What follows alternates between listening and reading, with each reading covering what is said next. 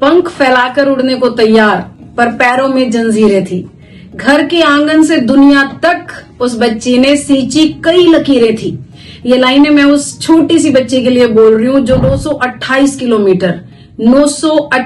Kilometre दूर से लगभग 20 घंटे का सफर बाय रोड है और 3 से 5 घंटे का सफर बाय प्लेन है।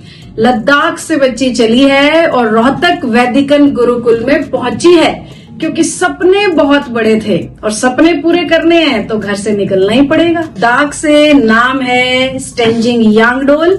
कि हरियाणा ढूंढा तुमने? कि हाँ भैया, क्यों जा रहा है हरियाणा में? कि गर्मी की वजह से मैम उसका चेहरा लाल हो गया। ब्याह पे आके देखा तो लड़कों से बात ही नहीं करना। जैसे हरियाणा वाले तो रोटी, चपाती, घी, दही, दूध। तो मैंने जो 11th क्लास में वो मैंने 12th का सिलेबस कंप्लीट कर लिया मैम ऑलरेडी। वैदिकन की टाइम टेबल रूटीन में सबसे बेस्ट पार्ट क्या लगता है? अब मैं जब घर जाती हूँ तो मतलब मन नहीं करता घर जाने का, बस तो बहुत धक्के खाने पड़ेगा। झूले, पंख फैलाकर उड़ने को तैयार, पर पैरों में जंजीरें थी। घर के आंगन से दुनिया तक उस बच्ची ने सींची कई लकीरें थी। ये लाइनें मैं उस छोटी सी बच्ची के लिए बोल रही हूँ जो 928 किलोमीटर दूर से लगभग 20 घंटे का सफर बाय रोड है और 3 से 5 घंटे का सफर बाय प्लेन है। लद्दाख से बच्ची चली है और रोहतक वैदिकन गुरुकुल में पहुंची है, क्योंकि सपने बहुत बड़े थे और सपने पूरे करने हैं तो घर से निकलना ही पड़ेगा। मिलना चाहते हो उस बच्चे से जो इतना स्ट्रगल करके हमारे पास पहुंची है। लद्दाख से नाम है स्टेंजिंग यांगडोल और सिर्फ 10वीं पास करके बच्ची हमारे पास आई है।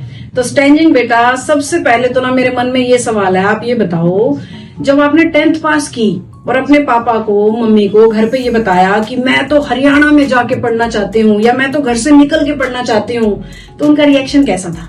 इमोशनल मैं थी मैम, क्योंकि मुझे बाहर पढ़ने जाना है।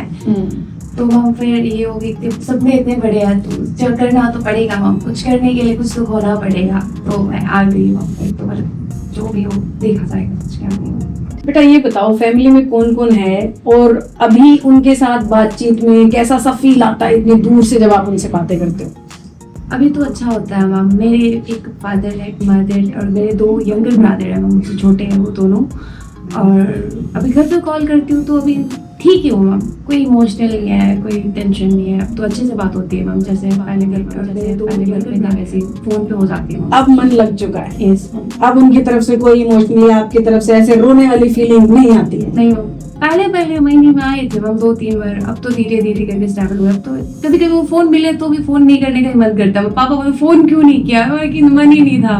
लद्दाख से चले तो अकेले आए, फैमिली साथ आई, या किस तरीके से यहाँ पहुंचे? कोई स्ट्रगल करना पड़ा या आसानी से वैदिकन मिल गया था? आसानी से तो नहीं मिला था मैम, क्योंकि दिल्ली तक तो पहुंच गए थे, पहले जाते थे। पर दिल्ली से रोहतक, मतलब रोहतक पापा ने बोला कि हिमाचल में है पहले तो कि हिमाचल में, पापा ने हिमाचल में। फिर बाद में पता चला कि दिल्ली से मतलब 2 घंटे जाने पड़ते रोहतक के लिए, तभी पता चला। तब पता नहीं था कि बस से जाते हैं या मेट्रो, वो भी पता नहीं। बस में बहुत धक्के खाने पड़े, पूरा उठ के आना पड़ा दिल्ली से रोहतक तक, क्योंकि तब तो टाइम बस का कुछ पता ही था ही नहीं, तो पूरा उठ के आना पड़ा था। तब तो मुझे बहुत मुश्किल हुई थी।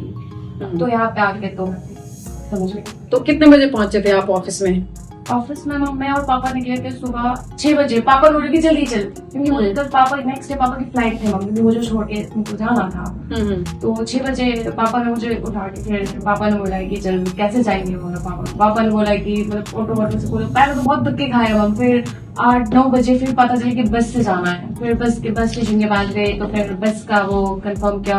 तो फिर मैंने गूगल से भी सर्च किया कि कहाँ पे क्या करना है, कहाँ पे क्या करना है। फिर मैंने बार वैटिकन में कॉल किया मैम कि एड्रेस कहाँ से आएगी, कहाँ से जाएं, मतलब कैसे करें हम। तो आप लोग ने अच्छा रिस्पांस किया था कि आप बस से आ सकते हो, आप मेट्रो से भी आ सकते हो, ट्रेन से भी आ सकते हो। तो मुझे तो बस से थोड़ा कंफर्टेबल लगा था। मेट्रो तो बार चेंज करना पड़ता है, ट्रेन तो उसका पता ही नहीं है, होता है, मुझे प्रॉब्लम होती है। तो वह पापा आए थे मैम यहाँ पे। सबसे पहले तो पूछने आए थे मम कि कैसे करवाते हैं ये वो। पापा भी थोड़ा टेंशन में थे, मुझे उनके फेस से लग रहा था कि मतलब मेरी बेटी यहाँ पे रह पाएगी, मतलब वो कॉन्फिडेंस था वहाँ पहले तो फिर मैं तो बचपन से चाहती थी कि मैं बाहर से ही करूंगी, मैं यहाँ से नहीं करूंगी। क्योंकि ना मुझे लगा कि ये गवर्नमेंट जॉब के लिए बहुत मुश्किल है लद्दाख में बैठ के, मतलब जो वहाँ पे बहुत बच्चे हैं अभी मतलब कि जॉब के लिए प्रिपरेशन कर रहे हैं, मगर मैं बोल रही हूँ कि वहाँ पे एक तो सिक्स शेड्यूल का इशू है, उनको ये नहीं मिला तो जॉब के लिए बहुत धक्के खा रहे हैं हम लोग। तो मैं तो इसलिए बात है यहाँ। लद्दाख से हरियाणा में पहले दिन पहुंचे तो वहाँ तो बहुत ठंड रही होगी। यहाँ किस महीने में पहुंचे थे आप? मई में आई थी, तब यहाँ मई में आए थे तो यहाँ अच्छी गर्मी मिली होगी। फिर कैसे एडजस्ट किया 3-4 दिन तक? वो पापा ने बोला थोड़ा गर्मी होगी, बर्दाश्त कर लेना, ये तुम्हारी लाइफ का सवाल भी है, क्योंकि मैं खुद डिसाइड तो करके आई थी ना, मुझे तो यहाँ पर पढ़ना है बैठना है, तो मैंने भी थोड़ा तो मैं आई तो पहले निकिता मैम से मिली थी मैम। तो निकिता मैम ने मुझे बहुत सपोर्ट किया कि मुझे 2-3 दिन तो बहुत गर्मी लगा मैम, पूरा चेहरा लाल हो गया था, पूरा बॉडी से पूरा पानी पसीना वो आ रहा था मैम। तो 3-4 दिन के बाद मैं बहुत कंफर्टेबल हो गई मैम, क्योंकि मुझे फैन का एसी का सब कुछ का मुझे फैसिलिटीज मिल गया ना मुझे यहाँ पे आके, मुझे बहुत अच्छा लगा। ये तो मुझे इसके ना स्ट्रेंजिंग के जवाब से याद आया है। मैं तो स्ट्रेंजिंग से ना मिल नहीं पाई थी जिस दिन स्ट्रेंजिंग आई। तो क्या हुआ कि मुझे बताया गया कि मैम एक बच्ची लद्दाख से आपकी वीडियो देख के यहाँ पहुंची है और अभी उसको दिक्कत ये आ रही है कि गर्मी की वजह से मैम उसका चेहरा लाल हो गया है, हम क्या करें। तो फिर स्ट्रेंजिंग के लिए एसी कूलर एकदम उसको उसके सामने बिठा के रखा हमने, करीब 3-4 घंटे तक, 2-3 दिन तक, 3-3, 4-4 घंटे, 2-2 घंटे, 1-1 घंटा ऐसे करके बच्ची नॉर्मल हुई थी। तो इसका पहला किस्सा जो मेरे पास आया था ना वो यही आया था कि मैम उसका चेहरा लाल हो गया है, क्या करें। तो ऐसे मेरी आपसे मुलाकात हुई थी, आपको भी नहीं पता होगा, आज ही बता रही हूँ मैं। जब आप यहाँ पहुंचे, जिस दिन आप विजिट करने आए थे, तो लद्दाख से यहाँ आने में समय लगा होगा, तो यहाँ पे खाना खा के देखा होगा, हॉस्टल देखा होगा, क्लासरूम स्टाफ सब देखे होंगे। तो उन सबसे देख के, खाने का एक्सपोजर देख के, खाना टेस्ट करके कैसा लगा था आपको? खाना टेस्ट करके तो पहली बार तो थोड़ा अजीब सा लगा था वहाँ, फिर तो धीरे धीरे तो सेटल हो गई थी। ऐसी कौन सी डिशेस थी जो वहाँ पे आप रोज खाते थे और यहाँ तो हम बनाते ही नहीं है? मैम ऐसा तो कुछ भी नहीं था, बनाने का तरीका थोड़ा अलग था मैम, जैसे कि कढ़ी चावल जो लद्दाख में तो नहीं बनते हैं मैम, मेरे घर पे तो नहीं बनते हैं मैम ऐसे।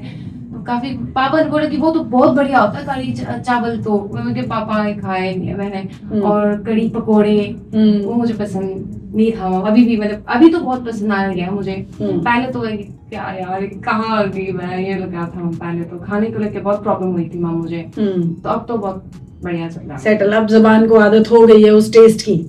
घर पे वैसे आपकी मम्मी क्या, आपको फेवरेट आपका क्या था माँ के हाथ का, या घर पे क्या रोज बनता था जो आप रोज खाते थे लगभग डेली? जैसे हरियाणा वाले तो रोटी चपाती घी दही दूध इसी में घूमते रहते हैं, तो लद्दाख में ऐसा क्या होता है जो लोग रोज खाते हैं?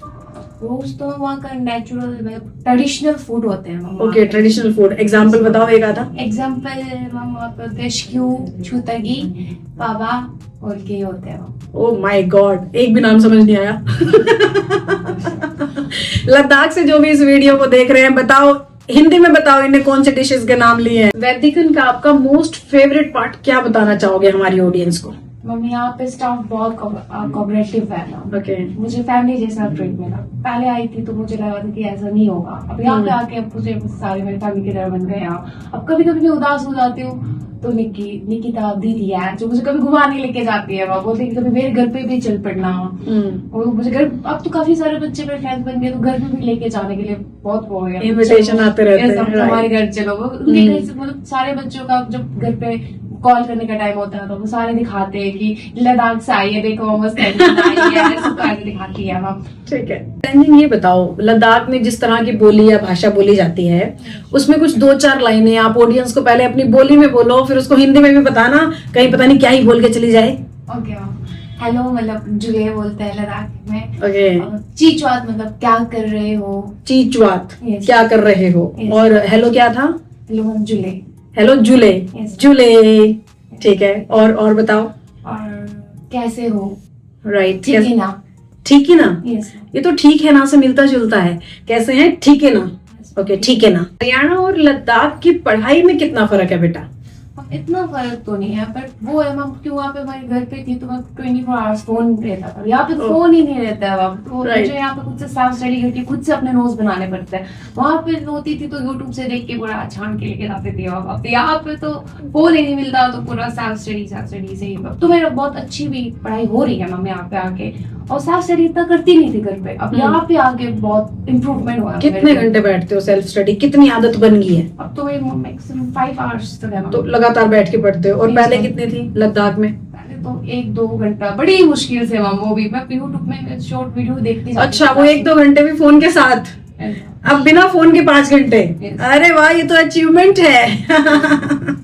तो बंद तो मैंने काफी किया मैम फ्रेंड्स के साथ। ये बोलती थी कि यूट्यूब पे पढ़ लेंगे, लाइब्रेरी में जाके 2 घंटे में हो जाएंगे, वो शॉर्ट वीडियो देख लेंगे तो हो जाएगा क्लासेस। तो हम वही करते थे हम। फिर तो अब यहाँ पे आ गई तो बहुत चेंजेस आ गए मेरे लाइफ में, क्योंकि यहाँ पे फोन ही नहीं मिलता। राइट, तो फोन नहीं मिलता तो खुद से पढ़ना है मैम मुझे, तो खुद से पढ़ती हूँ मैम, खुद से अपने नोट्स बनाती हूँ। अब यहाँ वहाँ का तो ज्यादा मैटर भी नहीं करता था मैम कि टीचर्स बच्चे पढ़े या ना पढ़े, इतना नहीं था। मेरे स्कूल में तो इतना नहीं था, बच्चे बंद भी करते थे क्लास। तो यहाँ पे मतलब अटेंडेंस भी मैटर करता है मैम, यहाँ पे बिहेवियर सब कुछ मैटर करता है मैम यहाँ पे। तो बहुत अच्छा। तो यहाँ खुद से पढ़ने की आदत है, वहाँ पे नहीं थी। Yes ma'am. तो वहाँ कितने घंटे पढ़ते थे आप? वहाँ पे तो मैम 2 घंटा। विदाउट फोन और with phone? With phone ma'am, without phone 2 घंटा पढ़ते थे, बस 2 घंटा। ओके, और यहाँ क्या बदलाव आया? यहाँ पे तो 5-6 घंटा मैं पढ़ ही लेती हूँ मैम, बिना फोन के पढ़ लेते हो। आदत हो गई है खुद के नोट्स खुद बनाने की। Yes ma'am. कॉपी करने की आदत छूट गई है। वो तो छूट गई। अभी पहुंचने से पहले किस तरह की रिसर्च की थी आपने कि मैं इस जगह पे जाने वाली हूँ, पता नहीं क्या होगा नहीं होगा, कैसे लोग होंगे? सोशल मीडिया पे तो धोती वाले लोग दिखते हैं, असली में नॉर्मल लोग हैं कि ऐसे ही हैं? कुछ ऐसा रिसर्च किया था कि बस सीधा आ गए थे? मैम थोड़ा सा रिसर्च किया था, बाकी तो मैं आ नहीं थी मैम। तो मैंने थोड़ा यूट्यूब से देखा कि ट्रेडिशनल ड्रेस क्या है, मुझे ट्रेडिशनल ड्रेस में अच्छा लगा। मैंने कुछ गाने भी सुने मैम हरियाणा के। ओके। और वो गाना सुनते हैं फुल ऐसा हो रही थी वो बहुत, उसका बेस और डीजे बहुत स्ट्रॉन्ग होता है शायद हरियाणा का, तो वो बहुत मुझे अच्छा लगा मैम। तो मैं सोचा कि यार मैं तो थोड़ा बहुत डांस कर लेती हूँ, तो वहाँ पे जाके भी थोड़ा हो जाएगा मेरा। ठीक है, लड़की होने के नाते मम्मी पापा भाई या आपको खुद को ऐसा कुछ नेगेटिव सुना था हरियाणा के बारे में कि पता नहीं कैसा माहौल मिलेगा, कैसे लड़के होंगे, मैं सरवाइव कर पाऊंगी कि नहीं कर पाऊंगी, कुछ ऐसा डर था? यस, वो तो डर था मैम, क्योंकि अगर मैं दिल्ली में चॉइस करूँ, दिल्ली में सेफ्टी नहीं है मैम। अगर खुद से सेफ नहीं है तो सेफ नहीं है। तो हरियाणा में तो थोड़ा आसपास है, तो मुझे लगा था मैम हरियाणा पे सेफ नहीं होगा, क्योंकि मैं आती हूँ यहाँ पे जो रोज गाड़ी चलता है, जो पूरा म्यूजिक सिस्टम लेके मैं आई थी, तो तब गुजर रहे थे जब मैं पापा से यहाँ पे एडमिशन के बारे में बात कर रही थी, तो तब तो बहुत सॉन्ग आए थे कि क्या करूँ, अब आ गई हो तो अब करना पड़ेगा। तुम्हें स्कूल वाले तो सपोर्ट करेंगे, पर सबसे ज्यादा मुझे मोटिवेट होना चाहिए कि मैं कर सकती हूँ। अगर हम आ गए तो मेरे भैया ने बोला था कि हरियाणा ढूंढा तुमने? बोल के हाँ भैया, मैं क्यों जा रहा है हरियाणा में? तो भैया पढ़ने, क्योंकि गवर्नमेंट जॉब की प्रिपरेशन भी करना है, तो मैं बहुत जल्द से जल्द इंडिपेंडेंट वुमन बनना चाहती हूँ। तो भैया ने बोला कि हरियाणा क्यों जा रहा है, दिल्ली में जा, यहाँ पे जा, वहाँ पे जा। मैंने कहा भैया वहाँ पे खुद नहीं जाके देखोगे तो हमें कैसे पता चलेगा कि वो जगह सेफ है कि नहीं है। तो आने के बाद फिर कैसा लगा? कुछ हुआ, गलत हुआ कुछ अभी तक आपके साथ? नो। तो जो डर सोच के आए थे वो डर सही है कि गलत है? वो डर गलत है। फिर भाई को बताया मैं बिल्कुल सुरक्षित हूँ, सेफ हूँ? Yes ma'am. तो अब भाई कंफर्टेबल है? ठीक है। एक बार तो और एक बात है यहाँ की, हम लड़कों से बात ही करने नहीं देते। मुझे तो लगा था कि मेरे फ्रेंड्स बन जाएंगे, 10th 11 में तो फ्रेंड्स होते ही है, स्कूलिंग में तो मैंने फ्रेंड्स से बात ही करते हैं। अब यहाँ पे आके देखा तो लड़कों से बात ही नहीं करना, लड़का इस तरफ लड़की इस तरफ। तो यही थी मामा, लड़कों से तो बात नहीं करने देते हम अपने सिस्टम में, ये तो मैं एग्री करती हूँ और ये जरूरी भी है, क्योंकि इन्वॉल्व हो जाते हैं ना बेटा जब लड़का लड़की, तो फिर तो पढ़ाई कहीं फोन ही फोन दिखता है बस। तो लड़कियां दोस्त बनी कि नहीं बनी? यस मैम, काफी सारे। तो 1-2 दोस्तों के नाम बताओ जिनके साथ आप पूरा मन लगा के बातें करते हो, दिन बिताते हो, अच्छा लगता है। सिद्धि, अनुति और तो काफी है मैम, बट मैं उनका नाम नहीं बता भूल ही गई मैम उनका नाम। अब तो मेरे दो पहले तो चलो, ये बच्ची का कहना ये है कि भाई 2 परम मित्र बता दिए, मैम सारों के नाम बताऊंगी तो वो 2 बुरा मान जाएंगी कि हम कहाँ से परम मित्र रही जब तेरी 10 दोस्त बन गई। तो और सिद्धि की एक बात बताती हूँ, सिद्धि की तो मम्मी भी मुझसे पढ़ती थी, आपको पता है? सिद्धि की मदर मुझसे ऑनलाइन पढ़ती थी और वहां से उन्होंने मेरे मुंह से सुना कि हम इस तरीके से छोटे बच्चों को, तो फिर सिद्धि रिद्धि दोनों जुड़वा बहनें हैं, वो दोनों हमारे पास 10th पास करके ही आई थी आपकी तरह, तो इसीलिए उन्होंने आपकी भरपूर मदद की होगी यहाँ मन लगाने में। Yes sir. ठीक, अब स्टैंडिंग से पर्सनली तो आप मिल लिए, ये कहाँ से आई है, खाने में क्या दिक्कत आई, गर्मी, दोस्त, मम्मी पापा सबसे मिल लिए। अब ये जानते हैं कि आने के बाद बेटा पढ़ाई में क्या कुछ आपने अब तक पढ़ लिया है। मई से आज हम वीडियो बना रहे हैं फरवरी में, इस टाइम स्पैन में क्या क्या आपने सीख लिया और क्या चल रहा है अब आपकी पढ़ाई में?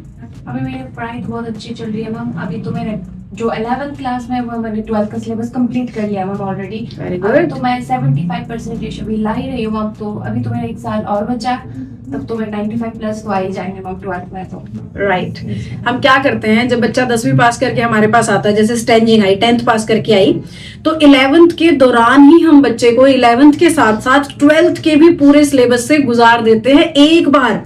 और उसके बाद ना बच्चे के पास पूरा 1 साल बचता है, जैसे स्टैंडिंग के पास अभी बचा हुआ है।